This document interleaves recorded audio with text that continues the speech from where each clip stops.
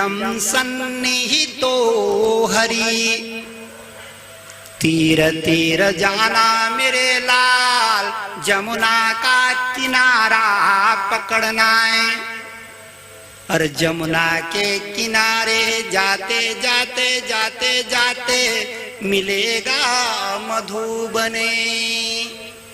और जब मधुबन मिलेगा वहां रुक जाना, वहां आगे मत बैठना, आगे मत जाना, वहां पे स्थिर हो जाना।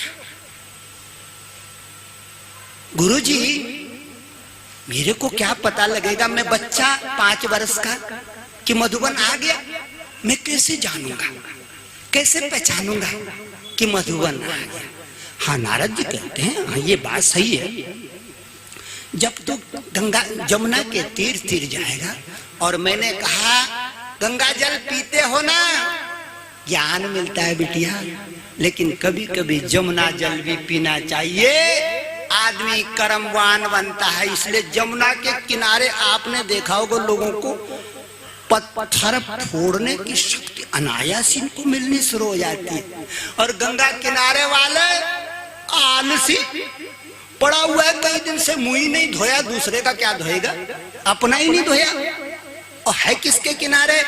गंगा के किनारे, मुंह नहीं धोया, आलसी।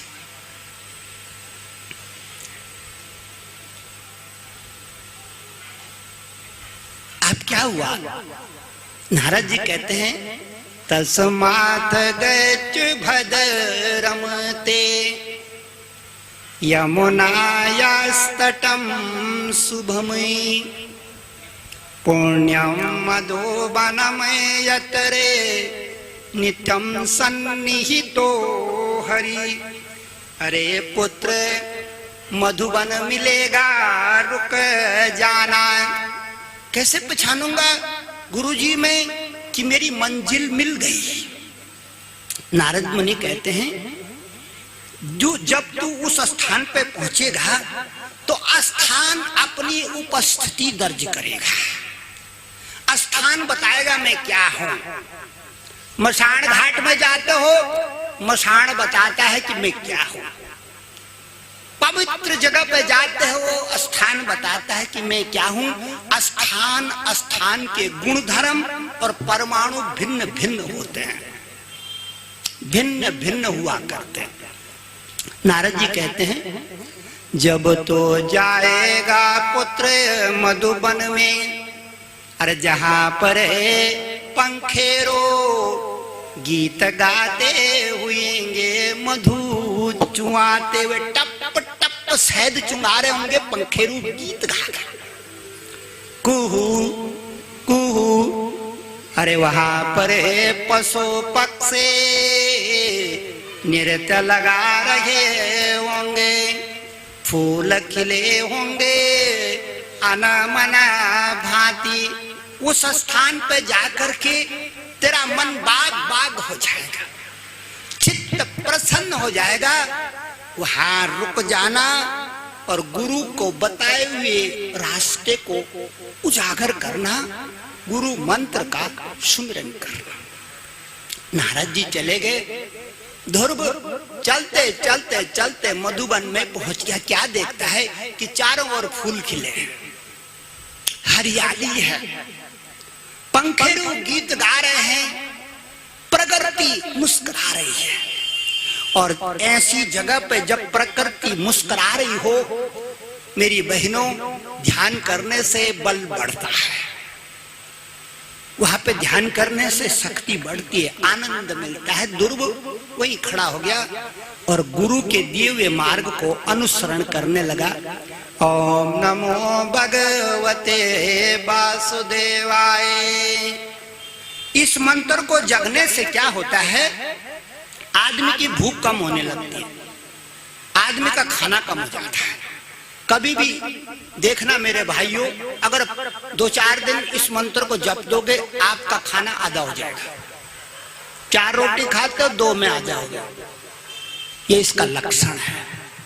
शरीर की मांग घट जाती है और आत्मा की मांग बढ़ जाती है। ध्रुव ने मंत्र जपना शुरू किया। शाम को भूख लग गई, बच्चा ही तो ठहरा ना, बच्चा, भूख लग गई, फल फूल खा करके जमुना जी का पानी पी करके फिर कुछ देर सोया रहा, सवेरे फिर लग गया ओम नमो भगवते वासु। करते करते करते करते इसने फल भी छोड़े, फूल भी छोड़े, पानी भी छोड़ा, और जब छठा महीना आया ये हवा से जीवित रहा। उसको कहते हैं पवनहारी योगी, पवन आहारी योगी उसको कहते हैं मेरे भाइयों, जो खाना नहीं खाता, पानी नहीं पीता, तो जिंदा कैसे है भाई? अरे जब खाया ही नहीं तो जिंदा कैसे है? वो इसलिए जिंदा है, उसको एक तरकीब मालूम हो गई, एक युक्ति मालूम हो गई, अपनी योग विद्या से प्रकृति से जुड़ना सीख गया और प्रकृति के परमाणुओं को अपने प्राणायाम मुंह और नाक के जरिए अंदर भरने लगा। पेट तो भर गया उसका, भूख तो भर गई उसकी, प्यास तो मिट गई उसकी। तो उसको कहते हैं पुराने लोग पवनहारी योगी। आज भी हो सकता है ऐसा नहीं, आज भी हो सकता है मेरी बहनों। मैंने तो कई दिन शुरू की तो 9 दिन तक तो मैं रह गया, 10वें दिन मेरे को भूख लगी। पहले मैं क्या करता था, नवरात्रे में 9 दिन तक एक आसन पर रहता था और एक कटोरा रख के, भाई ने देख रखा सुरेंद्र ने, एक वो रख के उसमें जो बो के, टट्टी भी नहीं पेशाब भी नहीं, सब खत्म, कुंडा लगा देता था। भीतर भी नहीं आना किसी को, ना भीतर ना बाहर, कुंडा लगा है। तो उससे क्या है, हमको अंदर की खबर मिलती है, ब्रह्मांड की खबर मिलती है, बैठे बैठे यहीं से सब कुछ पता लग जाता है बिना टेलीविजन के। ध्रुव को मंत्र जागृत हुआ, भगवान दर्शन देने लगे। भगवान ने कहा पुत्र क्या चाहता है? मैं सब जानता हूं, तेरी माँ ने लात मारी ना तेरे पे, तेरी सौतेली माँ ने लात मारी ना, हमारी सिंहासन पे नहीं बिठाया ना, हाँ नहीं बिठाया। तेरे मन में लालसा है कि मैं सोने के सिंहासन में बैठूं, सोने का सिंहासन पे चढ़ूं, राजा बनूं। जा पुत्र तेरी मनोकामना।